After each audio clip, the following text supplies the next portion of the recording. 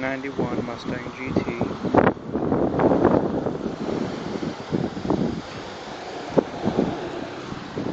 Missing the caps. Paint is chipped. A lot of paint is chipped. Squeaky tail light. The door doesn't sit properly.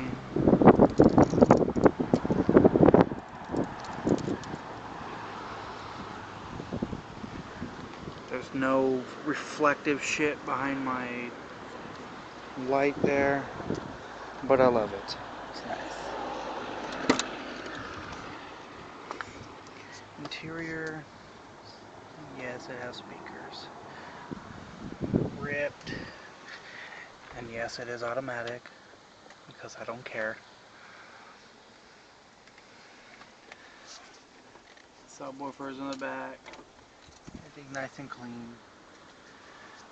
Keep it clean. The check oil light comes on, but there's no problem. The check engine light comes on, but there's no problem. The airbag light comes on, because there's no airbag. And I ripped my gauge, so it looks nasty. So, oh well, let's hear what it sounds like. Oh yeah, and the gas light doesn't work. The gas gauge doesn't work. But let's see what it sounds like.